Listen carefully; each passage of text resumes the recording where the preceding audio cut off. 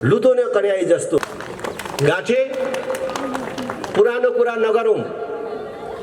दिल्लीमा 12 बुँदे सहमति गर्दाको कुरा नगरौं। विदेशीहरूले आयोजना गरेको प्रायोजन गरेको दिल्ली सम्मेलन भरिया बनेर आएको कुरा नगरौं। म धेरै कुरा भन्न चाहन्न। तपाईहरुले 31 वर्षदेखि भन्नलाई अलग अलग पार्टी भनिएका तर एउटै चरित्रका पार्टीहरूको कुशासन बिहोरी भन्दाखेरि अलग पार्टी जस्तो देखिने, अलग अलग अफिस छ, अलग अलग साइनबोर्ड छ, मारामारै पनि गर्छन्। तर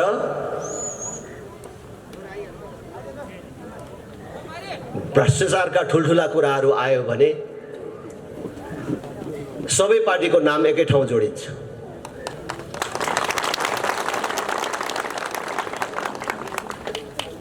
यो देशको जनतालाई भन्दा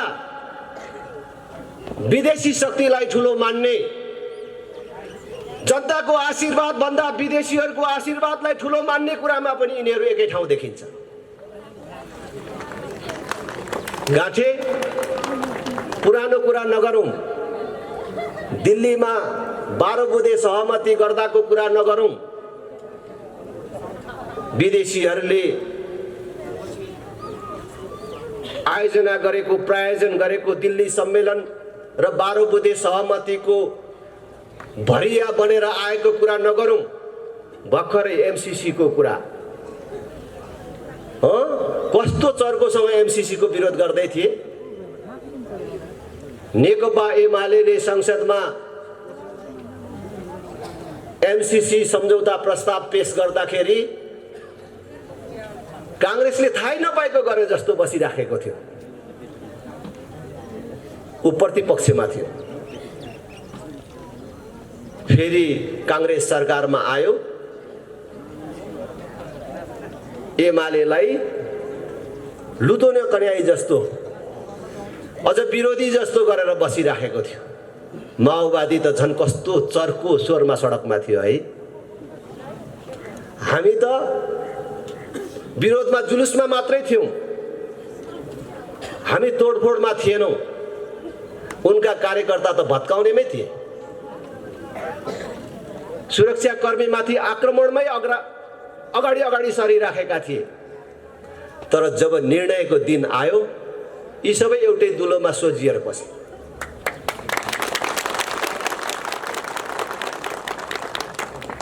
इनका सब क्रियाकलापले देखिन्छ यिनीहरूको नाम अलग हो, साइनबोर्ड अलग हो, अफिस अलग हो,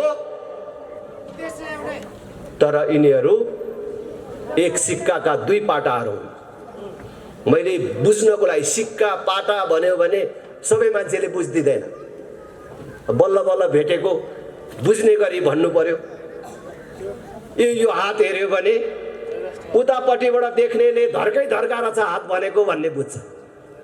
यता पछाडिबाट हेर्नेले छालै छाला रहेछ हात भनेको बुझ्छ। तर यताबाट हेरे पनि यताबाट हेरे पनि यो छाला हेरे पनि यो धर्का हेरे पनि हात त हातै हो नि। त्यसकारणले कांग्रेस एमाले भन्नु एक सिक्काका दुई पाटाहरू हुन्। यी अलग पार्टी होइनन्। देशमा आज जुन बेरोजगारी छ, जुन महँगी छ, जुन अव्यवस्था र अविकसितता छ र जुन ढङ्गले देशको गौरव र इज्जत प्रतिष्ठा गुमेको छ, त्यसका लागि यिनीहरू सबै समान जिम्मेवार छन्। यो देशको यो स्थिति ल्याउनमा यिनीहरू बराबर जिम्मेवार छन्। त्यसकारण मैले तपाईहरुलाई भन्छु, कांग्रेसको विकल्प एमाले होइन, एमालेको विकल्प माओवादी अथवा माओवादीको विकल्प कांग्रेस होइन। अब कांग्रेस एमाले माओवादीको विकल्प राष्ट्रिय प्रजातन्त्र पार्टी हो। धेरै देशले दुःख पाएको, जनताले दुःख पाएको संसारमा 16 र 17वटा मात्रै देश भएको बेला नेपाल भन्ने देश थियो। जुन बेला नेपाल भन्ने देश थियो त्यस बेला अहिलेको भारत बनेको थिएन, अमेरिका बनेको थिएन।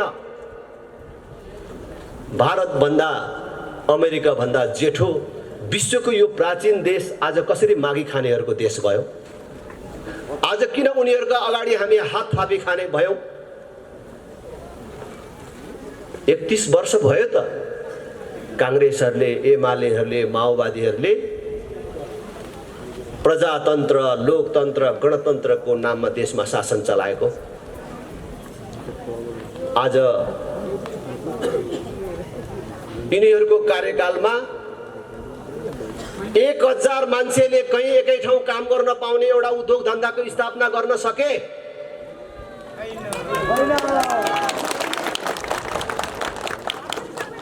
आज देश पूर्ण रूपले बेरोजगार उत्पादन गर्ने कारखानामा परिणत भएको छ। हामीले भनेको होइन, उनीहरू भन्छन्। 50 लाख भन्दा बेसी युवकहरू वैदेशिक रोजगारीमा छन्। जुन देशको जनसङ्ख्या 3 करोड पुगेको छैन, त्यो देशको 18 वर्ष उमेर पूरा गरेको, 50 वर्ष ननागेको, डाक्टरले जाँच्दाखेरि शरीरमा कुनै रोग नदेखिएको 50औं लाख युवकहरू वैदेशिक रोजगारीमा छन् भने देशको अवस्था के होला? कल्पना गर्नुहोस्। आज छोरा जन्मायो, बढायो, अरबियनको नोकर हुन पठायो। आमाको काख छोडेर, बिहे गरेको भोलिपल्ट श्रीमती छोडेर धेरै पैसा कमाउनको लागि होइन, केवल परिवार पाल्नको लागि देश छोड्न बाध्य बनाउने व्यवस्था कसले ल्यायो? यसको जिम्मेवार को हुन्? के राजालाई गाली गरेर, हिन्दू राष्ट्रलाई गाली गरेर अब यिनीहरूले मुक्ति पाउँछन्, छुट पाउँछन्?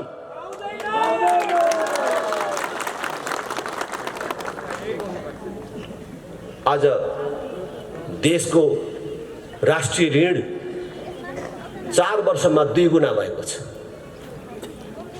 4 वर्ष अगाडि संघीयता कार्यान्वयन हुनुभन्दा अगाडि राष्ट्रिय ऋण 8 खरबमा थियो, अहिले 17 खरब भन्दा बेसी पुग्यो। हरेक व्यक्तिलाई भाग गर्यो भने 60,000 70,000 कति पर्छ भनेर साथीहरू भन्दै थियो। ऋण मात्रै बढेको छैन,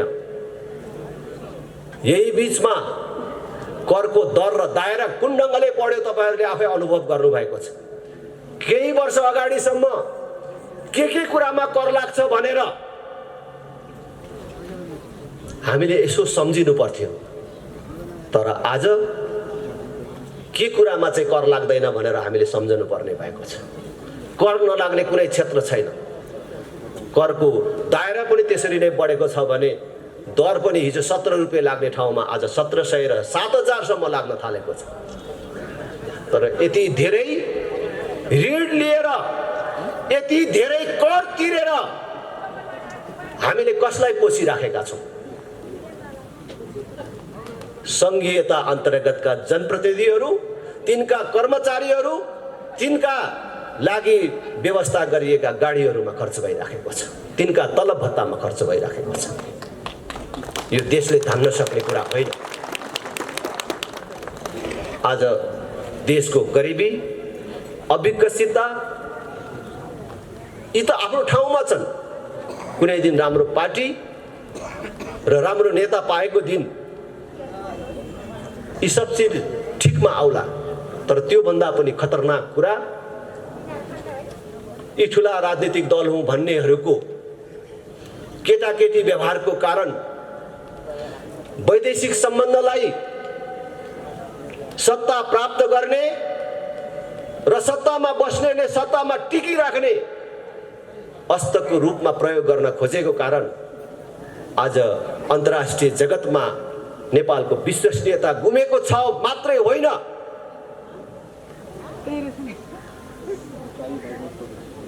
ठुला शक्ति राष्ट्रहरू प्रतिस्पर्धा गर्दै अहिले नेपालमा प्रत्यक्ष रूपले अरनखटन सुरु गरेका छन्। यस प्रकारको अवस्था नेपालले कहिल्यै बिहोर्नु परेको छैन, तर थिएन। यो हाम्रो जस्तो देशका लागि सामान्य कुरा होइन। त्यसैले मैले सबै दिदीबहिनी दाजुभाइहरूलाई अनुरोध गर्न चाहन्छु, आग्रह गर्न चाहन्छु, अब मेरो बाउको पार्टी हो, बाजेको पार्टी हो, मैले यति लेबी तिरेको पार्टी हो, यति सहयोग गरेको पार्टी हो भनेर यिनै कांग्रेस, एमाले, माओवादीलाई भोट दिनु भनेको आफू मात्रै समाप्त हुने होइन, आफ्नो भावी सन्ततिको र देशको भविष्य समेत समाप्त गर्ने काममा सहभागी हुनु हो। राष्ट्रका प्रति अपराध गर्नु हो, भावी सन्ततिका प्रति अपराध गर्नु हो। त्यसैले त्यो अपराधबाट मुक्त हुनको लागि पनि हामीले यिनको विकल्प खोज्ने समय आएको छ। अब यो बाटो बनेन, विकास भएन, शिक्षा, स्वास्थ्य जस्तो आधारभूत कुराहरूमा समेत हामीले राज्यबाट सुविधा प्राप्त गर्न सकेनौं भनेर गुनासो गर्ने होइन। अब हामीले हिजो गरेको गल्ती हाम्रो हातले नै सच्याउनु पर्छ। मैले जहाँ जाँदा पनि भन्छु, कांग्रेस, एमाले, माओवादीका साथीहरूलाई भन्छु, देश बनेन भनेर गुनासो गर्ने अनि देश बिगार्ने तिनै पार्टीलाई भोट दिइराख्ने, अनि देश कसरी बन्छ? नेताहरूलाई बिगार्न र यो देशलाई बर्बाद गर्नमा कांग्रेस, एमाले, माओवादीलाई भोट दिने हात पनि त्यतिकै दोषी छ। त्यसकारण हामीले माओवादीले जस्तो ठीक भएन भनेर अब बन्दुक बोक्नुपर्छ, अब पुल काट्न जानुपर्छ, अब मान्छे नमारिकन हुँदैन, 2-4 मान्छे नमारी नहुने रहेछ भन्ने सिद्धान्त नारा लिएर आएका छैनौं। हामी मान्छे नमारिकन पनि, बन्द हडताल नगरिकन पनि देशलाई ठीक बाटोमा ल्याउन सकिन्छ। त्यो बाटो हो चुनाव। नेताले गल्ती गर्यो भनेर जुत्ताको माला लाउने, बाटो छेक्ने कालो मसो दल्ने, कुटपिट गर्ने होइन। आउने चुनावमा तिनलाई भोट नदिएर हराएर देखाउनु पर्छ भन्ने मन्त्र लिएर आएका छौं, सजिलो बाटो लिएर आएका छौं, कसैले कष्ट नउठाइकन सरल ढंगले देश बनाउने उपाय लिएर आएका छौं। हेर्नुस्, भोट दिने भन्ने कुरा छोरी दिने भन्दा पनि ठूलो कुरा हो। छोरी दिँदाखेरि तपाईले कति चोटी सोच्नुहुन्छ? 1 चोटी, 2 चोटी, 10 चोटी? होइन, 1000 चोटी सोच्नुहुन्छ। जब छोरी दिने कुरा हुन्छ, रातभरि छटपटाउनुहुन्छ, निन्द्रा लाग्दैन। आफूले छोरी दिन लागेको केटो कस्तो हो भनेर अनेक मान्छे लगाएर बुझ्नुहुन्छ। त्यो छोरो अथवा त्यो ज्वाइँ बन्ने मान्छे कति पढेको छ, आनी बानी कस्तो छ, आम्दानीको स्रोत के छ, जाँडक्सी खान्छ कि खाँदैन, त्यति मात्र हो र त्यसले ठिटी घुमाएर हिँड्ने गरेको छ कि छैन भनेर समेत सोध्नुहुन्छ र बुझ्नुहुन्छ। त्यति धेरै बुझेर दिएको ठाउँ पनि कहिलेकाहीँ गलत पर्छ। त्यति बुझेर दिँदाखेरि पनि छोरी कहिलेकाहीँ लफङ्गाको हातमा पर्छ। त त्यस्तो भयो भने के हुन्छ? तपाईको एउटा छोरीले दुःख पाउँछ। कान्छी दिएको हो भने ठुलो छोरीसम्मलाई पनि केही फरक पर्दैन, ठुली दिएको हो भने कान्छी छोरीलाई पनि केही फरक पर्दैन। अलिअलि पीर परिवारलाई पर्छ, तर बर्बादी कसले? त्यही छोरी एउटाले बिहोर्नु पर्छ। तर तपाईले दिने एउटा भोट गलत पार्टी र गलत नेतालाई परेछ भने त पुरै देशले दुःख पाउँछ, पुरै देश बर्बाद हुन्छ। आज त्यही कुरा भइराखेको छ। त्यसकारण भोट दिनुभन्दा अगाडि 1000 चोटी सोचेर भोट दिनुस्। आज राष्ट्रिय प्रजातन्त्र पार्टी राष्ट्र संस्था स्थापना गर्ने, सर्वधर्म समभाव, पूर्ण धार्मिक स्वतन्त्रता सहितको सनातन धर्म सापेक्ष हिन्दू राष्ट्र स्थापना गर्ने, यो दुईटा नारा मात्र लिएर आएको छैन। राष्ट्र संस्था र हिन्दू राष्ट्र कुनै व्यक्तिलाई राजा बनाउने र कुनै जात विशेषले मान्ने धर्म स्थापित गर्ने कुरा मात्र होइन, नेपालको स्थायित्वको आधार हो। राज संस्था र हिन्दू राष्ट्र भएपछि देश स्थायी बन्छ, शान्ति स्थिरता कायम हुन्छ अनि त्यसको जगमा जनताको प्रतिनिधिहरूले देश बनाउने हो। देश बनाउने योजना सहित हामी आएका छौँ। हामी राजा ल्याउने, हिन्दू राष्ट्र ल्याउने मात्रै होइन, देश बनाउने, जनतालाई सुखी र समृद्ध बनाउने संकल्पका साथ आएका छौँ। एक पटक राष्ट्रिय प्रजातन्त्र पार्टीलाई हेर्नुहोस्, त्यसपछि तपाईले आफै पटक पटक हेर्नुहुनेछ। सधैँको लागि तपाईले राष्ट्रिय प्रजातन्त्र पार्टीलाई अनि हेर्नुहुनेछ। एकचोटि हामीलाई हेर्नुहोस्। आज म यहाँ आउँदा म त छक्क परे। काठमाडौँ उपत्यकाको एउटा महत्त्वपूर्ण जिल्ला भक्तपुर,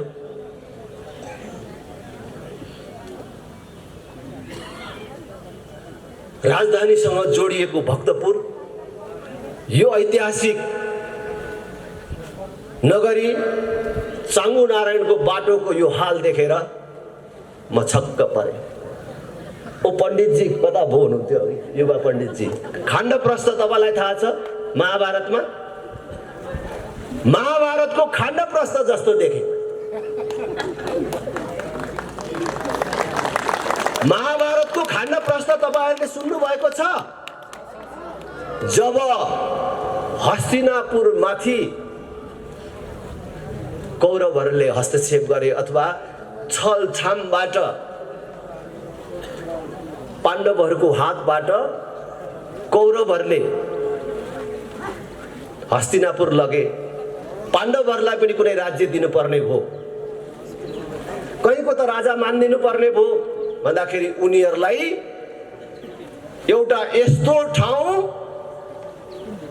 जहाँ जीवन र वनस्पतिको कल्पना पनि गर्न सकिँदैन थियो, ढुङ्गै ढुङ्गा मात्रै, हेर्दाखेरि पनि आँसु आउने त्यस्तो ठाउँ जसको नाम खाण्डप्रस्थ थियो। ल यहाँको राजा हुनु पाण्डवहरूलाई भनेर त्यो राज्यको राजा हुन दिइयो। तर त्यो खाण्डप्रस्थलाई पाण्डवहरूले रगत बगाए, पसिना बगाए, मेहनत गरे र त्यो खाण्डप्रस्थलाई हस्तिनापुर भन्दा पनि राम्रो र लोभलाग्दो इन्द्रप्रस्थ बनाए।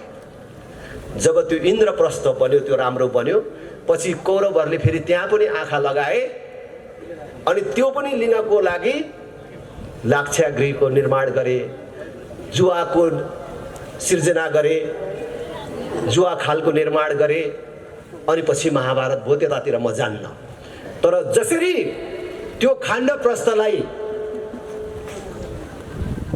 पाण्डवहरूले रगत पसिना बगाएर इन्द्रप्रस्थ बनाए, म पनि नेपालमा खाण्डप्रस्थ खोज्दै थिएँ।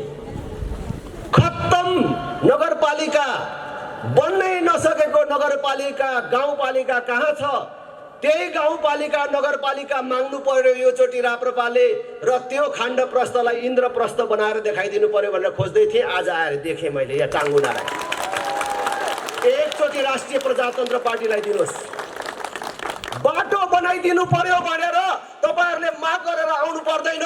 कुनै बाटोको हालत यस्तो राख्दैन राष्ट्रिय प्रजातन्त्र पार्टीले। राष्ट्रिय प्रजातन्त्र पार्टीले चुनाव जितेको गाउँपालिका नगरपालिकामा 12 कक्षासम्म पूर्ण रूपले निशुल्क हुनेछ। हरेक विद्यालयमा कम्प्युटर शिक्षा अनिवार्य हुनेछ। बाल कक्षाहरूलाई अहिले तपाईहरुको गाउँघरमा मोन्टेसरीको नाममा स्थापना गरेका बाल विद्यालयहरू छन् नि, त्यो स्तरको हामीले विकसित गरेर लैजानेछौँ। आधारभूत स्वास्थ्य सेवा निशुल्क गर्नेछौँ। कुनै पनि नागरिकले अस्पताल जान नपाएर मर्यो भन्ने कुरा सुन्नु पर्ने छैन। भौतिक पूर्वाधारको कुरा मैले भनिसकेँ। नमुना लायक काम गरेर देखाउँछौँ। थोरै पैसाले कसरी यत्रो बाटो बनाए, यत्रा पुल कल्भर्टहरू बने, यति धेरै सामुदायिक भवनहरू कसरी बने भनेर कांग्रेस एमाले माओवादीले जितेका मानिस ठाउँका मानिसहरू हेर्न आउने गरी बनाउँछौँ। हामीले ज्येष्ठ नागरिकहरूको लागि बालकहरूको लागि, महिलाहरूका लागि हामीले हेर्न लायक र नमुना लायक योजनाहरू ल्याउँछौँ। त्यसकारण एकचोटि राष्ट्रिय प्रजातन्त्र पार्टीलाई साथ दिनुहोस् र यो चाङ्गु नारायण राष्ट्रिय प्रजातन्त्र पार्टीलाई एकचोटि दिनुहोस् भन्ने म अपिल गर्न चाहन्छु। यस्तो बिजोग काठमाडौँसँग, राजधानीसँग जोडिएको जिल्लाको, नगरको हालत यो के हो? यस्तो यो त मेरो सुदूर गाउँमा पनि छैन। यस्तो हामीले जितेको गाउँमा यस्तो छैन। हामीले जितेको गाउँमा पहिले यस्तै थियो। कालो पत्रे सडक कस्तो छ हेर्नको लागि कि बिहार जानु पर्थ्यो कि सहरमा जानु पर्थ्यो। तर आज कालो पत्रे सडकले नछोएको कुनै वार्ड छैन। हाम्रो गाउँका छोराछोरीहरूले 12 कक्षासम्म निःशुल्क पढ्न पाउँछन्। हरेक नागरिकका छोराछोरीले दिनमा 1 घण्टा कम्प्युटरसँग खेल्न पाउँछन्। एकचोटि यो चाङ्गु नारायण पनि हामीलाई दिनुहोस्। म यही अपिल गर्न चाहन्छु। नअल्मलिनुहोस् यो काङ्ग्रेस एमाले माओवादीसँग। जुन पार्टीहरूले 31 वर्ष मौका पाउँदाखेरि केही गर्न सकेनन्। ल त तपाईँ राप्रपा भएर होइन, काङ्ग्रेस एमाले माओवादी पनि भएर होइन, एउटा नागरिक भएर एकछिन आँखा चिम्म गरेर छातीमा हात राखेर सम्झनुहोस् त। यो 31 वर्षमा यो 2046 सालदेखि यहाँसम्म आइपुग्दाखेरि यो काङ्ग्रेस एमाले माओवादी भन्ने पार्टीले देशको लागि गरेको यो चाहिँ काम छ है, यो चाहिँ बिर्सनु हुँदैन भन्ने कुनै कुरा छ? एउटा कुनै कुरा छ? कोही काङ्ग्रेसी, कोही एमाले, कोही माओवादी जनहरू आएर ल राजेन्द्र म भन्छु भनेर यहाँ उभिएर भन्न सक्ने तागत राख्नुहुन्छ? कोही छ? यो त गरेको छ है काङ्ग्रेसले, यो त बिर्सिनु हुँदैन भन्ने कुनै कुरा छ? देशले देख्न पाउने, जनताले छुन पाउने, भोग्न पाउने कुनै त्यस्तो कुरा छ? पूर्ण रूपले बेरोजगार उत्पादन गर्ने कारखानामा परिणत गरे।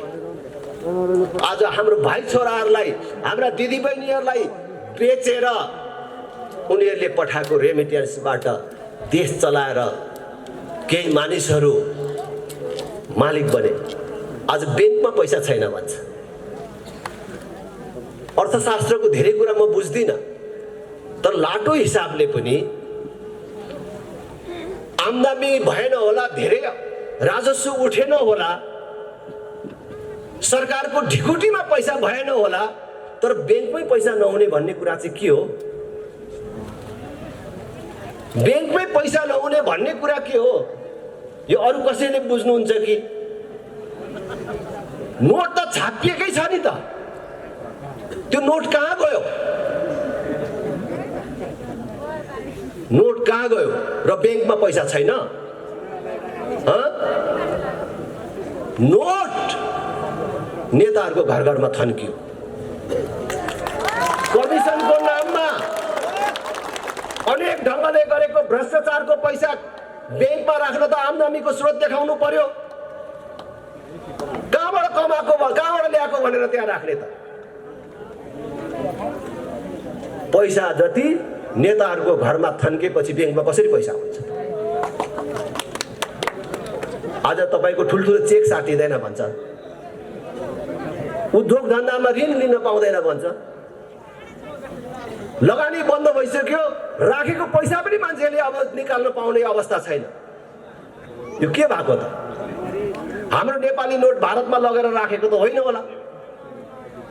नेपाली नोट नेपाली नेताको घरमा थन्केको छ भन्छ। ल यसो बुझ्दाखेरि त्यही कुरा देखिन्छ। हामी त अलिअलि पैसा भयो भने ब्याङ्कमै लगेर राख्छौँ, कहाँ घरमा राख्ने? त्यस कारणले देश अहिले सामान्य अवस्थामा छैन।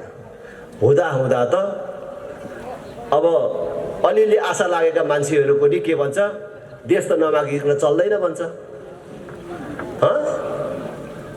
सबै पार्टीका नेताहरू एक स्वरमा भन्छ, विदेशीले सहयोग नदिकन कसरी देश बन्छ? यस्तो अति राष्ट्रवादी कुरा गरेर हुन्छ भन्छ। यत्रो बिजुली उत्पादन हुँदैछ, यो बिजुली भारतलाई, बङ्गलादेशलाई नबेच्ने हो भने यहाँ कहाँ लगाउनु भनेर भन्छ। एउटा नेता निस्केन, एउटा पार्टी निस्केन। यो बिजुली विदेशीलाई नबेचेर पनि हाम्रै देशमा खपत गरेर पनि हामीले हाम्रो देशलाई सुन्दर बनाउन सक्छौँ र यो बिजुली यही उपयोग गर्न सक्छौँ भन्ने योजना ल्याउँदैन। अहिले एमसीसी को कुरा सुन्नु भएको छ नि। एमसीसी ठिक कि बेठिक यी आफ्नो ठाउँमा छलफलको विषय छ र एमसीसी ले दिने पैसा केमा खर्च गर्ने भन्दैछन्। जम्मा केही किलोमिटर बिजुलीको लागि ट्रान्समिसन लाइन विस्तार गर्ने भनेको बिजुलीको तार टाङ्ने, बिजुली कुदाउने बाटो बनाउने, अर्को केही किलोमिटर बाटो स्तर उन्नति गर्ने, अलि साँगुरो बाटो थियो भने अलि ठुलो बनाउने भनेको। आज तपाईँ सम्झनुहोस् त, अहिले संसारमा यति धेरै प्रविधिको विकास भइराखेको छ, नयाँ नयाँ आविष्कार भइराखेको छ, हाम्रोमा अनेकौं आयोजनाहरूबाट बिजुलीहरूको उत्पादन बढिराखेको छ। भविष्यमा बढ्ने त्यो बिजुलीको उत्पादन भारतलाई बेच्नुपर्छ भनेर यो अहिले ट्रान्समिसन लाइन बनाएको रे। तर जुन बेलासम्म हामीले बिजुली उत्पादन गरिसक्छौँ र भारतलाई बेच्ने भनेर हामीले सोच्छौँ, त्यसबेला भारतले अर्को नयाँ कुनै प्रविधिको विकास गरेर तिम्रो बिजुली मलाई चाहिँदैन भन्यो भने त्यहाँ के कुदाउने? खोइ हाम्रो नेताले भन्न सकेको हामी हाम्रो बिजुली अरू कसैलाई बेच्दैनौँ। अब हाम्रो देशमा चल्ने सबै गाडीहरू बिजुलीबाट चल्ने बनाउँछौँ। तपाईहरुले देख्नु भएको छ कि छैन? अहिले बिजुलीबाट चल्ने गाडीहरू यही छ्यापछ्याप्ती कुदिराखेको छ। अब हामी डिजल पेट्रोल ग्यास ल्याउँदैनौँ, अब उताबाट किनेर सबै चिज बिजुलीले चलाउँछौँ। अब ग्यासले भात पकाउने होइन, बिजुलीले भात पकाउने व्यवस्था मिलाउँछौँ र पूर्ण रूपले विद्युत यहाँ उपयोग गर्छौँ। देशलाई औद्योगिकरणको बाटोमा लान्छौँ। संसारभरका लगानीकर्ताहरूलाई हाम्रो देशमा आएर उद्योग खोल, जसले 1000 मान्छेलाई रोजगार दिने उद्योग खोल्छ त्यसलाई 10 वर्ष हामी कर फ्री गर्छौँ, बिजुलीमा पनि छुट दिन्छौँ। जसले 5000 मान्छेलाई रोजगार दिने उद्योग खोल्छ त्यसलाई 20 वर्ष करमा छुट दिन्छौँ। यस्तो किन भन्न सक्दैन? यसो गर्यो भने हाम्रो बिजुली कसलाई बेच्नुपर्छ? यही खपत हुन्छ। हाम्रो भाइ छोराले 30-40 हजार कमाउनको लागि, केवल परिवार पाल्नको लागि विदेशीको नोकर हुन जानुपर्ने अवस्था किन आउँछ? यही देशलाई बनाउन सकिन्छ, तर यस्तो कुरा गर्दैन। आज उनीहरू त विदेशीको शरणमा परे, तर आउने भावी सन्ततिलाई समेत र आम देशलाई समेत विदेशीको सहयोग नलिकन देश बन्दैन भन्ने तर्फ लैजान खोजिराखेका छन्। आज हामीले भन्न सक्नुपर्छ, हामी हाम्रो ठाउँमा हाम्रो पैसा खर्च गरेर, हाम्रो नाममा ऋण लिएर तिमीलाई बिजुली लाने बाटो बनाउँदैनौ। भारत तिमीलाई बिजुली चाहिन्छ भने तिमीले नै यहाँ ट्रान्समिसन लाइन बनाएर लैजाऊ भन्न सक्ने तागत हामीले राख्नुपर्छ। तर आज नेताहरू पराधीन भए, जसको कारण आज देश दिन दुगुना रात चौगुना एउटा असफल राष्ट्रको बाटोमा गइराखेको छ। त्यसैले मैले भन्छु,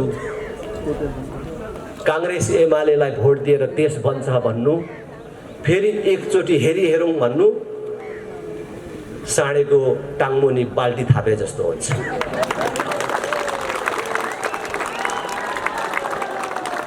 साँडेको टाङमुनि बाल्टी थापेर दुध आउँछ? साँडे बाल्टी थापेर साँडेले दुध दिएन भनेर सिर्गना लगाउँदा दिन्छ? सिर्गना लगाए पनि दिँदैन। होइन, के भयो यसलाई? अलि सुमसुमे न छोरा भनेर छोराछोरीको पनि सहयोग लिएर सुमसुमे आए पनि दिन्छ? दिँदैन। खाना पो पुगेन कि भने अलिकति दाना थपिदिएन त यसलाई भनेर दाना थपिदिँदा पनि दिँदैन। दिँदैन, केही गरे दिँदैन, मरै दिँदैन साँडेले दुध, किन साँडेको धर्मै दुध दिने होइन। त्यसै गरेर कांग्रेस एमालेको धर्म नै देश बनाउने होइन रहेछ भन्ने कुरा त 31 वर्षमा देखियो। त्यसकारण अब जनता जाग्ने बेला आयो। अब 1 वर्षभित्रमा तीनै तहको निर्वाचन हुँदैछ। तीनै तहको निर्वाचनमा जनताले साबित गर्नुपर्नेछ जनता कांग्रेस एमाले माओवादीको गोठमा बाँधेर राखेको गाईबस्तु होइन। उनीहरूले भन्छ नि जनता सार्वभौम छ भन्छ नि, हो जनता सार्वभौम छ, जनता बुझ्ने भयो भन्ने प्रमाणित गर्नको लागि पनि यी पार्टीहरूलाई हराएर देखाउनु पर्छ। यही कुरा म तपाईहरु सबलाई अपिल गर्दै फेरि पनि अरु 2टा पार्टी प्रवेश कार्यक्रममा सहभागी हुनुपर्ने छ। बस चढेर आउनु भएको छ, टाढा टाढाबाट साथीहरू 3 दिनदेखि पर्खिराख्नु भएको छ, महत्त्वपूर्ण साथीहरू। त्यसकारण मैले बिचैमा समय लिए उपाध्यक्षजी, प्रवक्ताहरू र रेखा थापा समेत तपाईहरुको साथमा हुनुहुन्छ। पूरा समय बसेर यो सभालाई पूर्ण रूपले सफल बनाइदिन हुन तपाईहरु सबलाई अपिल गर्दै यहाँबाट